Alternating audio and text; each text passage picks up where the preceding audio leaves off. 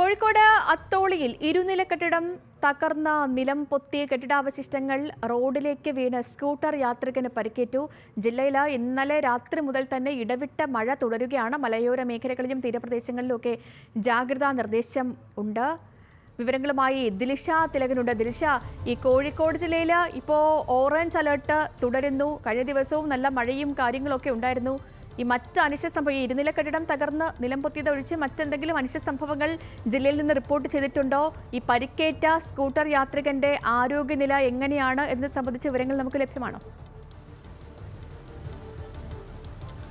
സേതുലക്ഷ്മി സൂചിപ്പിച്ചതുപോലെ തന്നെയാണ് കോഴിക്കോട് ജില്ലയിൽ ഇന്നലെ മുതൽ തന്നെ ഇടവിട്ട മഴ, ശക്തമായ മഴ, അതായത് തുടർച്ചയായി ജില്ലയിൽ മഴയില്ല എങ്കിൽ പോലും ഇടവിട്ട് പെയ്യുന്ന ശക്തമായ മഴയാണ് ജില്ലയിൽ ഉടനീളം ഉണ്ടായിരിക്കുന്നത്. ഇന്നലെ മുതൽ തന്നെ നല്ല രീതിയിലുള്ള മഴയുണ്ടായിരുന്നു. ഈ മഴയിലാണ് ഇന്ന് രാവിലെയോടുകൂടി അത്തോളി ടൗണിലുണ്ടായിരുന്ന ജീർണിച്ച ഇരുനില കെട്ടിടം നിലം പൊത്തിയത്. ഈ കെട്ടിടാവശിഷ്ടങ്ങൾ റോഡിലേക്ക് വീണാണ് സ്കൂട്ടർ യാത്രക്കാരന് പരിക്ക് പറ്റിയത്. ഇദ്ദേഹം നടുവണ്ണൂർ സ്വദേശിയായ യുവാവിനാണ് പരിക്കേറ്റിരിക്കുന്നത്. ഇദ്ദേഹത്തിന്റെ ഇടത് തോളലിനും അതുപോലെ തന്നെ ഇടത് കാൽപാദത്തിനും പരിക്കേറ്റിട്ടുണ്ട്. ഇദ്ദേഹത്തെ കോഴിക്കോട്ടെ ബീച്ച് ആശുപത്രിയിൽ പ്രവേശിപ്പിച്ചിരിക്കുകയാണ്. പരിക്ക് ഗുരുതരമല്ല എന്നാണ് നമുക്ക് ലഭിക്കുന്ന വിവരം. മഴയിലേക്ക് വന്നു കഴിഞ്ഞാൽ ജില്ലയിലുടനീളം ഞാൻ നേരത്തെ സൂചിപ്പിച്ചതുപോലെ തന്നെ ശക്തമായ ഒരു മഴ ഇല്ലെങ്കിൽ പോലും നിലവിൽ തെളിഞ്ഞൊരു സാഹചര്യമാണ് ജില്ലയിലുള്ളത്. എന്നാൽ കഴിഞ്ഞ മൂന്ന് മണിക്കൂറുകളിൽ ഇങ്ങനെ ആയിരുന്നില്ല സാഹചര്യം. ഇടവിട്ടാണെങ്കിൽ പോലും നല്ല രീതിയിലുള്ള മഴയുണ്ട്.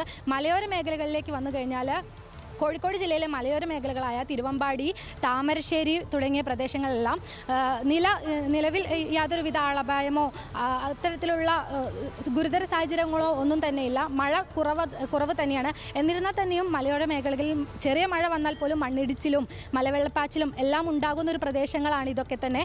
അതുകൊണ്ട് ഇവിടെയെല്ലാം തന്നെ ശക്തമായ ജാഗ്രതാ നിർദ്ദേശങ്ങൾ നൽകിയിട്ടുണ്ട്. അതുപോലെ തന്നെ തീരദേശ പ്രദേശങ്ങളിലുള്ളവർക്കും കടലാക്രമണത്തിനെല്ലാം സാധ്യതയുള്ളതിനാൽ തീരദേശ മേഖലകളിലുള്ളവർക്കും ജാഗ്രതാ നിർദ്ദേശം നൽകിയിട്ടുണ്ട്.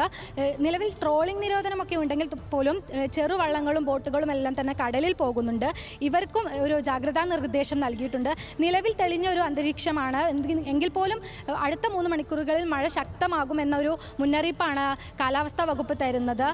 നിലവിൽ ഓറഞ്ച് അലേർട്ടാണ് ജില്ലയിൽ. സേതുലക്ഷ്മി, ഈ ദിൽഷ പറഞ്ഞ പോലെ 6 ജില്ലകളിൽ ഇന്നിപ്പോൾ അലേർട്ടുണ്ട്.